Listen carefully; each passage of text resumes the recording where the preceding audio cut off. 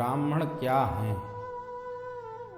इस विषय पर हम आज थोड़ी चर्चा करेंगे। इसलिए करेंगे क्योंकि बहुत से लोगों के मन में ये भ्रांति है और वो दूसरों को भी भ्रमित कर रहे हैं कि पंडितों के चक्कर में न पड़ो। ये हमने किसी व्यक्ति के मुख से सुनी। किसी ने कहा कि भाई तुम पंडितों के चक्कर में मत पड़ो, तो वो व्यक्ति हमसे कहने लगा महाराज ऐसी ऐसी बात थी, तो हमने अपने किसी मिलने वाले से बात करी थी, तो उन्होंने कहा था तुम इन सब चक्करों में मत पड़ो और पंडितों के चक्कर में विशेषकर मत पड़ो। तब मैंने सोचा कि इस विषय पर चर्चा करना अति आवश्यक है कि पंडित हैं कौन। ब्राह्मण को ही पंडित कहते हैं आज के समय में ज्यादातर लोग। तो ब्राह्मण को आप क्या कहना चाहते हैं? ब्राह्मणों के चक्कर में न पड़ो। ब्राह्मण तो सर्वप्रथम पूजनीय है। ब्राह्मण कौन है? भूलोक के देवता हैं, धरती के देवता ब्राह्मण हैं। कोई भी अनुष्ठान धर्म कार्य करने से पूर्व ब्राह्मण का पूजन होता है, फिर बाकी पूजन आरंभ होते हैं। तो ब्राह्मण तो भूदेव कहे गए हैं। दैवाधीनम जगत सर्वम मंत्राधीनश्च देवता ते मंत्रा ब्राह्मणाधीनम तस्मात् ब्राह्मण देवता। ये समस्त जगत देवताओं के अधीन है और वो समस्त देवता मंत्रों के अधीन है और वो समस्त मंत्र इन ब्राह्मणों के अधीन है। इसलिए ब्राह्मणों को पृथ्वी का देवता कहा गया। ब्राह्मण देवता है। दूसरी बात, भगवान स्वयं कहते हैं श्री राम रामचरितमानस में कि इस सृष्टि में सबसे अधिक मुझे मनुष्य प्रिय है, सबते अधिक मनुज मोहि भाए और तिनमह द्विज द्विजमह श्रुतिधारी।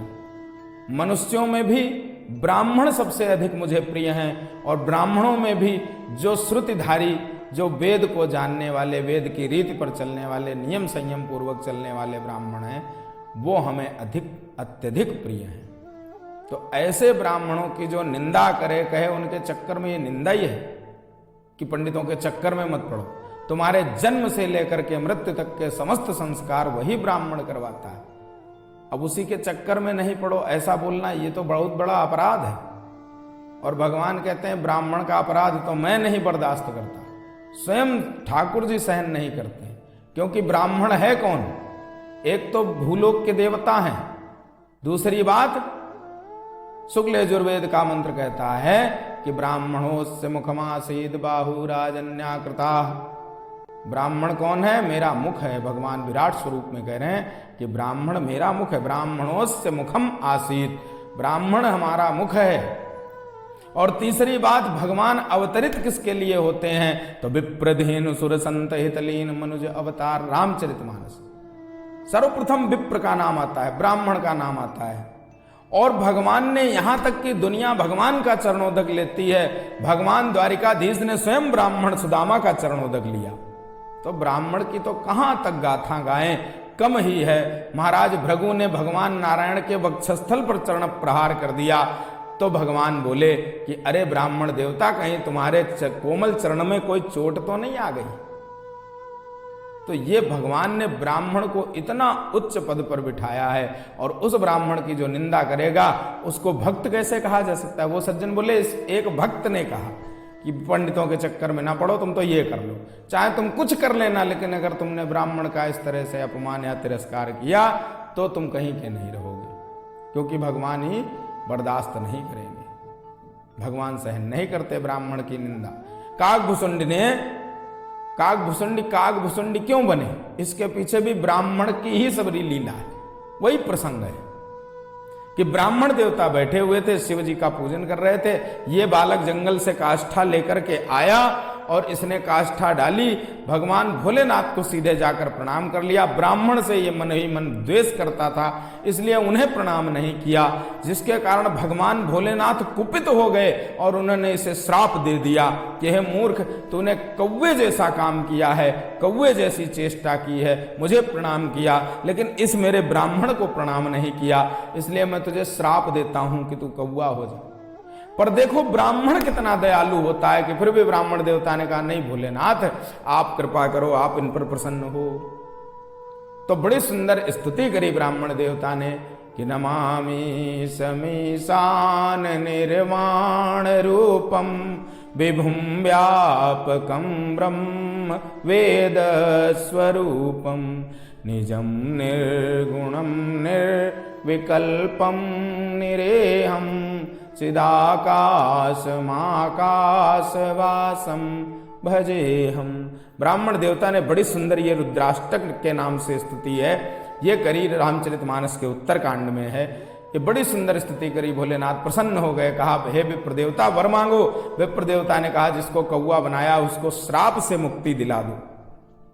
भगवान भोलेनाथ बोले इसने कर्म ही ऐसा किया था, इसने तुम्हें प्रणाम नहीं किया इसलिए मैंने इसे श्राप दिया था। लेकिन अब तुम कहते हो तो मैं श्राप तो वापस नहीं ले सकता, लेकिन हाँ इतना जरूर कर दूंगा कि ये काग भुसुंड के नाम से जाना जाएगा और वेद वेदांत में बड़ा पारंगत हो जाएगा। समस्त शास्त्र पुराण इन्हें कंठस्थ हैं। ये स्वयं कथा करते हैं तो स्वयं गरुड़ जी आते हैं कथा सुनने के लिए। तो ब्राह्मण का सिर्फ जरा सा ब्राह्मण को प्रणाम नहीं किया था, अपमान भी नहीं किया, सिर्फ प्रणाम नहीं किया था, उसका इतना भयानक फल। तो सोचो जो लोग ब्राह्मण की निंदा करते हैं उनका क्या होगा, कहां की तैयारी वो कर रहे हैं, सोच सकते हैं आप। और जो लोग ब्राह्मणों पर हाथ उठाते हैं, ब्राह्मण चाहे जैसा हो वो सदैव पूजनीय है, तुम्हारे लिए पूजनीय है। वो जैसा कर्म कर रहा है उसका फल देना ईश्वर का काम है, तुम्हारा काम नहीं है। इसलिए गोस्वामी जी ने रामचरितमानस में लिखा कि पूज्य विप्र वेद विधि हीना। ब्राह्मण चाहे जैसा हो वो सदैव पूजनीय है, वेद विधि से हीन भी है तब भी पूजनीय है। इसलिए ब्राह्मणों को प्रणाम करो, उन्हें दंडवत करो, उनको न प्रणाम कर सको तो कम से कम कुछ उनको अपमान न करो, उनकी निंदा न करो। कुछ लोग तो महाराज पैसे के घमंड में ब्राह्मणों का अपमान कर जाते हैं। भाई ब्राह्मण का धर्म है मांगना, बामन के धन केवल भिक्षा, उसका धर्म है मांगना, वो मांगेगा। तुम में नहीं श्रद्धा सामर्थ्य है, तुम कह दो कि भाई हम नहीं, आगे देख लो, वो आगे बढ़ जाएगा, उसका अपमान करने लगते हैं। ये तो सबसे बड़ा अपराध है महाराज। इसलिए इन अपराधों से बचने की पहले कोशिश करो, फिर भक्त बनने की सोचना। पहले अपराधों से बचो, पहले स्वयं पवित्र हो जाओ, बिल्कुल निर्मल हो जाओ, निर्मत्सर हो जाओ, तब फिर भक्त बनने की कोशिश करना। भक्त बनना इतना आसान नहीं है। बोलिए श्री बांके बिहारी लाल की जय।